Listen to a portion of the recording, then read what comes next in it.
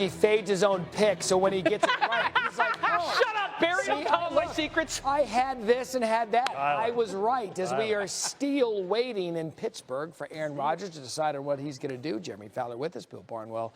Also, Jeremy, I want to start with you on this because, again, we are still waiting. What's the latest? The latest is the Pittsburgh Steelers are prepared to wait. That's what I'm hearing, that they seem to be out of the two teams, the Steelers and the New York Giants, that have standing offers out to Aaron Rodgers, that they're willing to wait this out. He is their primary option right now. Of course, they have Russell Wilson. There doesn't seem to be a lot of momentum for those two to reunite at this point. But Wilson does see the Giants as a viable option. So something has to shake with Rodgers making a decision. This is his first foray into free agency in 20 years. So no one truly knows what to expect. But the question is, does he wait out the Vikings, who are going to sort of go with J.J. McCarthy right now as the QB1 this offseason? Maybe they revisit Rodgers in the summer, but would he wait that long? Who knows?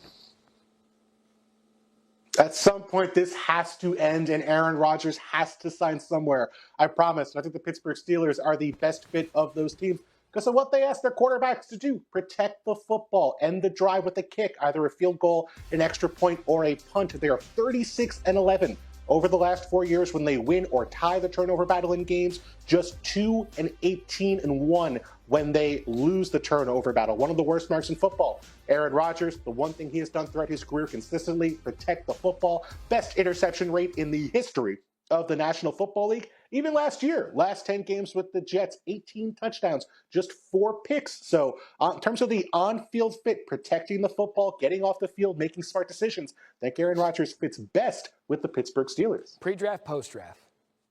I still think pre-draft. Yeah, this will get wrapped up. Yeah, pretty soon. The draft is coming up. Hoping. Staying in the AFC North, Jeremy, the Browns could use some stability at quarterback, as a lot of teams could. What are you hearing about them adding an arm? Well, my understanding is the Browns are still in on Russell Wilson. That's hardly a slam dunk to happen, but they've talked to him. They met with him last week. Still in the mix there. Carson Wentz is considered a contingency plan here. He's going to wait for the dominoes to fall here, but there is some mutual interest on that front. Even dating back to the Combine, Browns had some interest there. And then, other than that, they're going to try to shake out Shedeur Sanders potentially. Cam Moore, top of the draft. Right. I do know that some Cleveland brass there has some love for some of those top quarterbacks. They see them as positive. So number 2 might be a little rich, but, we'll see what they shake out. And meanwhile, Kirk Cousins, the problem there is I do believe that he would be a top option for Cleveland if he were available. Right. Atlanta right now, as of today's date, has not made him available. So Cleveland can't really check that off their list. Yeah, you heard the visceral reaction from Matt when Carson Wentz's name was mentioned. I think Browns fans might have that same kind of reaction if that actually happens. Kirk Cousins is the best fit in terms of the on-field situation if he does come available from Atlanta. Kevin Stefanski knows him from Minnesota, really helped unlock him with a play-action heavy attack. We hope Kirk Cousins may be a little healthier in terms of the Achilles injury. He came back from last season. And people forget, before that shoulder injury he suffered in Week 10 against the Saints, Kirk Cousins was playing really good football. He was 12th in the NFL in total QBR at that point, one spot ahead of Jared Goff, who was an MVP candidate at that point of the season. I know he's not 100%. I know the Falcons have said, yeah, we want to hold on to him. Money talks after a while. I don't think they want to pay him all the money he's guaranteed this year. I think at the end of the day, these two teams are going to find common ground. The Falcons are going to need some of the money. The Browns are going to need some of the money. Just makes more sense to have him playing somewhere in 2025. Dangle some draft picks. I mean, you've got a valuable asset there for teams that might want a Kirk Cousins. And the Browns have at least 10 picks. There you go. Take advantage. They don't have the money, though. That's the problem. The money is the issue with a lot of them. Trey Hendrickson,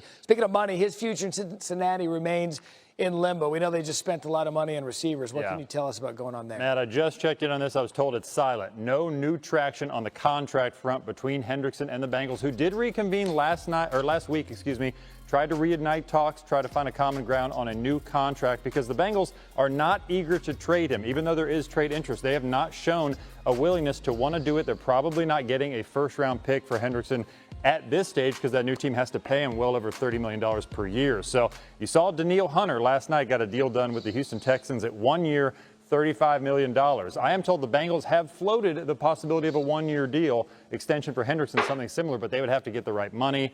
Cincinnati has just not been in the ballpark yet. So this will continue to go on. And this is a player that I suspect could sit out games if this doesn't get resolved, if he's asked to play on his current salary.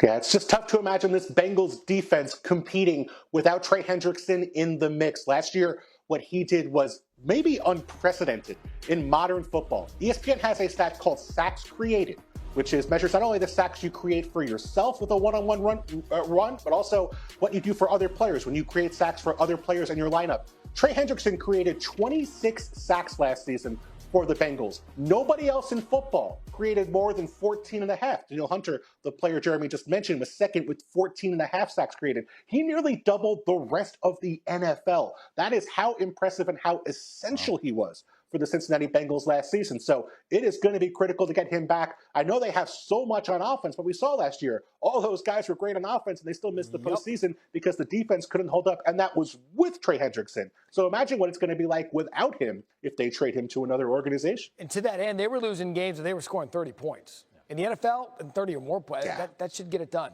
Bill Fowler, great. Thank you. Agency is in full swing with plenty of big names available to beef up some rosters as we welcome back Jeremy Fowler and Bill Barnwell. Let's start with the Packers. Jeremy, you reported that Mecole Hardman was signing with Green Bay. It's not exactly the proven number one that Josh Jacobs said that young receiving core needs. So what are you hearing about them possibly adding some threats? Yeah, the Packers do not appear hot on any of the free agents right now. They typically look draft, and in 3 of the last 4 drafts, they've picked a receiver on day 2. That's their MO, the second or third round. They typically don't go in the first round for that position, but I certainly expect them to be potentially active there over the next 2 months to look for a young wide receiver. They also have to figure out Romeo Dobbs' future. He's got 1 year left on his contract. He's proven at times to be sort of like a 1A for them, maybe not a true number 1, but a reliable option. Missed some time last year. Do they pay him, or he would have a trade market if they wanted to look into that? Bill, who do you think that Green Bay should go after to help improve their passing attack? I'll look to the draft, as Jeremy mentioned, of Matthew Golden, the University of Texas wide receiver, because of what he adds to their roster. I think they need some downfield speed, someone who's going to threaten teams vertically. He ran a 4.29 at the combine. Feels like a Texas receiver every year runs some crazy number at the combine. It was Golden this year with the 4.29. But he's not just a gadget guy. Hardman's more of a gadget guy. Golden can work at all 3 levels. I think he has some, ability to develop here. And as Jeremy mentioned, this is a Packers receiving core that's kind of in flux. Not only is Romeo Dobbs a free agent after the year, but Christian Watson, who's out with the torn ACL right now, is as well. Normally Watson's their speed guy. Maybe Golden steps in for Green Bay. All right, so Stefon Diggs, he's the biggest name remaining among free agents. What are you hearing about his market so far? Yeah, Christine, he should still be in New England right now. He came on a free agent visit, got there yesterday, met with some Patriots folks. The key is the physical that he will take today. Because of that torn ACL, he's coming back off that, missed, of course, half the season. When will he be back? How much can he participate in offseason workouts? But the Patriots have scoured the earth for receiver help. They were prepared to pay Chris Godwin big money had he gotten to them in free agency. He ended up re-signing with the Bucs. So they're looking at players like Diggs. Tyler Lockett, I know, is on their radar as well. They're also looking for some trade options for something that might work for them down the road.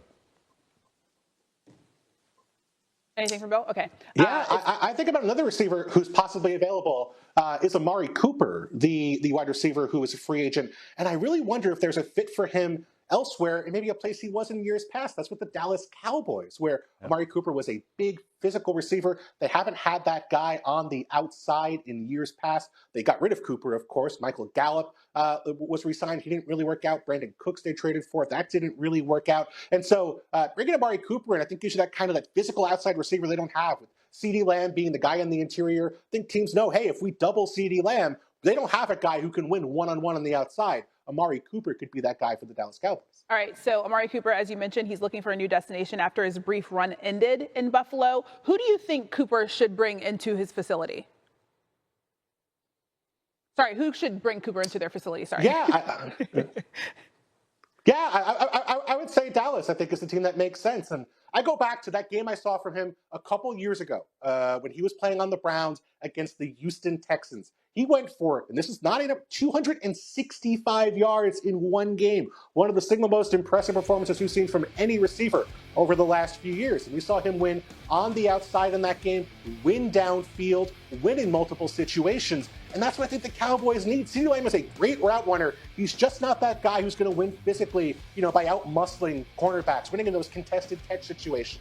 That's where I think Amari Cooper can be a difference maker. I know he wasn't that guy for the Bills last year. I think injuries were involved, but I can't think he can be that guy for the Cowboys. All right, let's talk about another guy, Keenan Allen, another seasoned vet who's out there. He caught 70 passes in Chicago with 7 touchdowns. Where are you hearing that he could end up next? So I continue to hear that Keenan Allen would prefer to be back on the West Coast. After playing a year in Chicago, he'd like to be out in California, somewhere in that area. Makes sense, yeah. We have a very common team for him with the Los Angeles Chargers. His ex-teammate Mike Williams hinted at maybe trying to recruit Keenan Allen, so we'll see what shakes out. The Chargers could still use a receiver. They typically want to go through the draft for that kind of option, though. Vegas Raiders could be an option for him as well. Even Dallas Cowboys are looking to fill a number 2 role if they can, but they really don't want to spend, because the problem with the accomplished wide receivers that are a little bit older, they need serious money to step on the field. So teams are sort of waiting that out. Keenan Allen still deserves some good coin there. So we'll see what ends up. You know, the Raiders could be an option because they're looking at guys like Tyler Lockett. Yeah. Maybe they look at Keenan Allen as well. Okay, so you just mentioned the Chargers. J.K. Dobbins looked explosive with the Chargers coming off of his torn Achilles the previous year. So, Bill, where do you think he makes the most sense?